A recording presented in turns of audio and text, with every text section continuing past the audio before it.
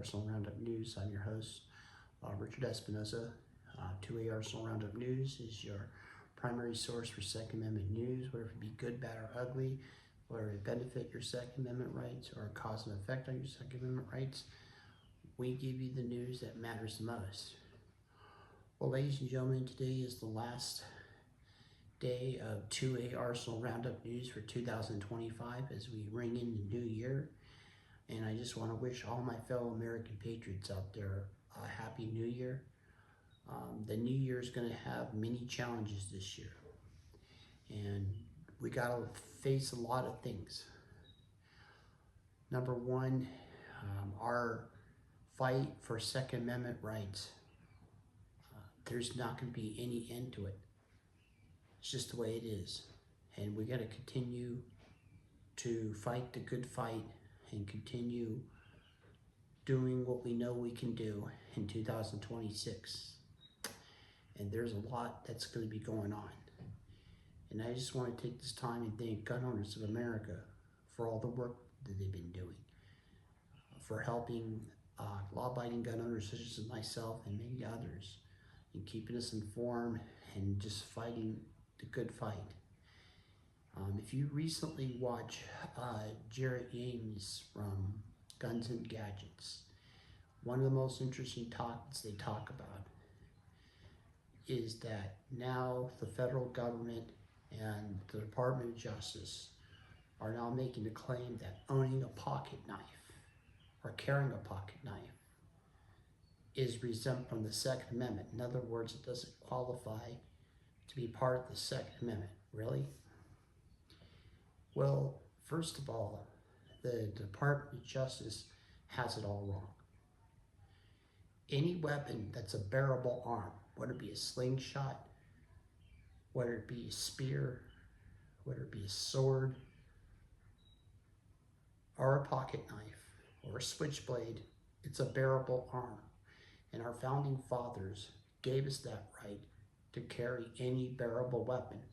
A bearable weapon could be a firearm, pistol, shotgun, knife, baseball bat for protection, spear, what have you.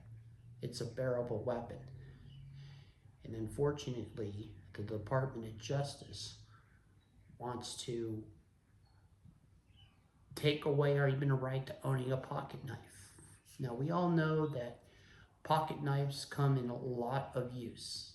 Many of you out there who probably carry pocket knives, you know that you can use it for a tool. You know, if you carry a pocket knife with you, you might get a package and you use it to open up the package. You can use it for skinning, for hunting.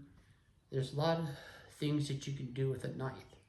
A pocket knife for a tool, cutting rope, cutting wire, or what have you. It's a usable tool. Not only as a weapon, but a usable tool. And unfortunately, in California, in the wake of the Rob Reiner murder, now California now is aiming to put restrictions on pocket knives, making it difficult for people to own pocket knives because of what Rob Reiner's psychotic son, Nick Reiner, did to him and his wife. You all know this is not new news. It's been old news. It's been around for quite some time. A couple of weeks ago, Rob Reiner and his wife, Michelle Reiner, were found killed in their Brentwood home, stabbed to death. And we all know that Rob Reiner has had a long history of being an activist for gun control when he's surrounded by bodyguards. But in this case, the bodyguards weren't there to protect him and his wife. And but yet he was murdered with a knife, not with a gun. But now California wants to make restrictions because of what has gone on with the current case with Nick Reiner killing his dad.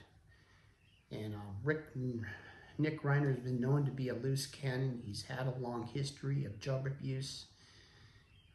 And again, the Department of Justice and these politicians just want to use tragedy after tragedy to find further excuses to take away our right to keep and bear arms, our right to own a weapon of any choice that we see fit, that's comfortable for us for protection. And again, they're going after knives now. I knew it was just a matter of time that the politicians would start aiming after knives. Already in Britain, it's now illegal to own a knife, or let alone a gun. And now the politicians here in the United States are copying the playbook from England, as well as other countries that ban knives. Well, again, for many centuries, people have used knives, have carried knives. I'm pretty sure there's many of you out there who got a pocket knife that belonged to your grandpa. It's a family heirloom, and it's personal to you. It means a lot to you, and they don't even care. They want to take that away from you. So there are a lot of things that the United States government, under Pam Bondi, under her Department of Justice, they're finding many ways to further dismantle our rights. And speaking of Pam Bondi, I'm very disappointed in her. I mean, I will say this.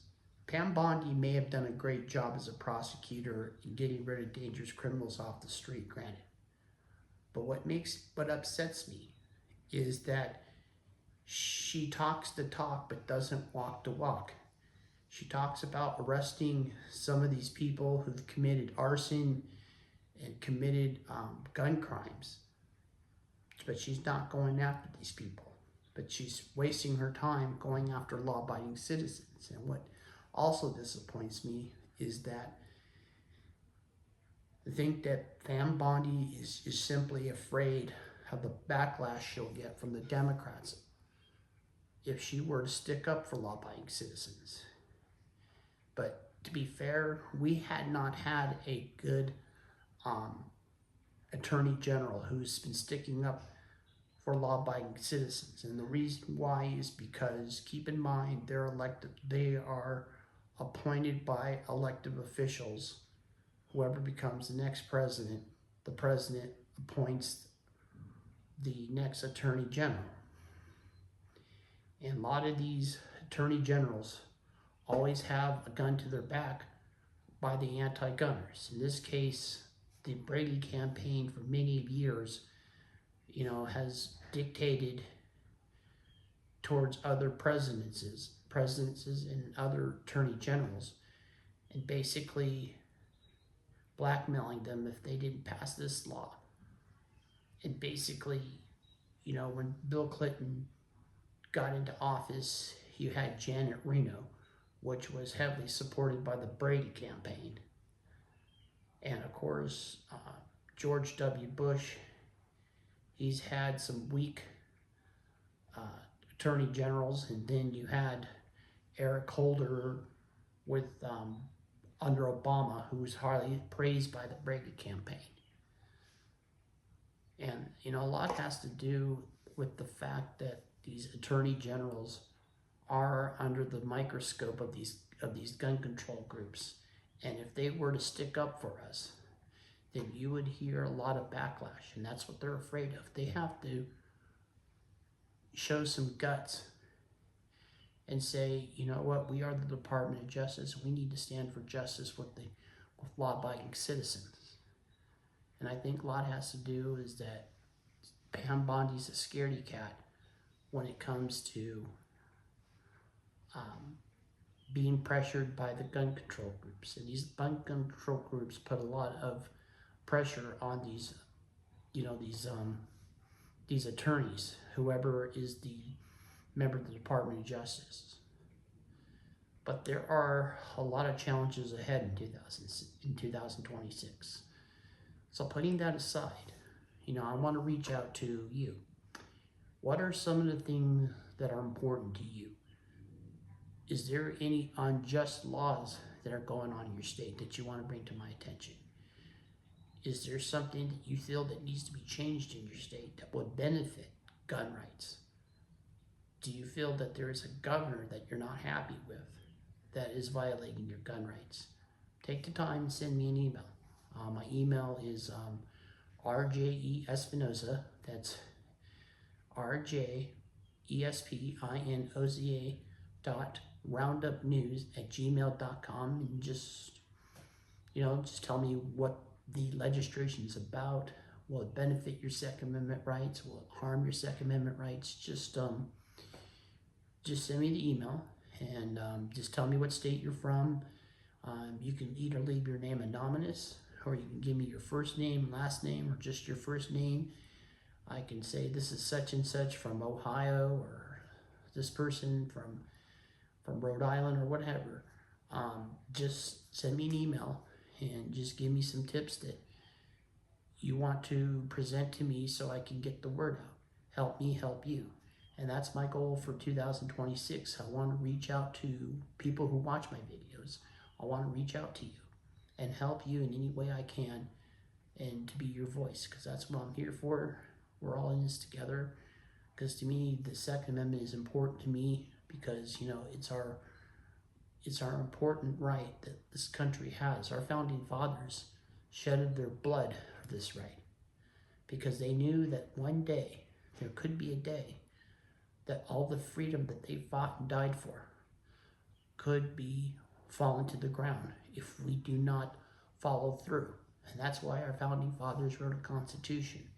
It's up to us to follow the instructions, because clearly the Constitution is our instruction manual on the fight for freedom. It's our instruction manual, and it's up to us to do our part as law-abiding citizens, and to defend this important right that our founding fathers fought. Because our founding fathers knew that freedom is as fragile as glass, and it can break, and it can never be put back together. And James Madison once said, once a freedom's lost, it's lost forever. They knew after they defeated Britain, they knew that there would be other countries that would challenge our integrity and try to take these rights. You've seen what's going on. You got these radical Muslims coming into this country, who's trying to turn our country into a third world country, and we're not going to allow that to happen. That is why our Second Amendment rights is important, because to defend our free state against foreign invasion and also against domestic enemies. And that is why the founding fathers wrote a constitution. So it's up to us to follow through and defend. So in 2026, make that commitment. Join the fight. Join as many gun rights groups as you can. Get involved and know what the issues are about. If you care about the Second Amendment like I do, and you care about the right to keep and bear arms, then you're at the right channel, and we can work together to get our voices heard. But I need to hear from you. So again, just send me an email and tell me what matters to you. What is some of the important that's important to you? What kind of unfair gun law do you want to see abolished? We'll talk about it in my next podcast. Explain to me why it's important to you, or any type of law that's affecting your state. Just talk to me. I'm here. I'll be checking my emails, and I'll be listening to you, and just give me the information, and I will be sure to address it to my next podcast, because I will continue doing what I'm doing. I know I've had a few fake YouTube trolls that were being rude and disrespectful towards me, and I'm not going to allow them to stop me from what I'm doing. They can yell at me all they want. They can say any name they want. I don't care. I'm going to continue doing what I'm doing, because I believe in what I'm doing. And if they try to make any rude comments, I just block them, and that's it. I'm not going to listen to them. I'm not going to pay any attention to them, and I'm not going to allow them to silence me. Because there has been some trolls that have been trying to silence me, and I'm not going to allow them to. Because I'm going to continue fighting for the American people, and I'm going to continue defending and protecting the law-abiding gun owners here in America. I'm going to stand up with them, and I'm going to keep them informed. That's my job, and I'm going to continue doing what I'm doing. Well, anyways, I want everybody out there to have a safe and happy New Year, and please do not drive drunk. If you're drunk, call a friend, call a family member, but please do not drink and drive. I want you to be alive to fight with me. I want you to be alive to join freedom, going out to have a fun day at the gun range, whether it be with your kids, your cousins, your best friends, or what have you. I want you to be around to help me fight the good fight, because I'm going to need your help as much as you're going to need mine. And we're all in it together. Well, anyways, God bless America, long live the Republic, and have a safe and friendly 2026. Till then, see you next year.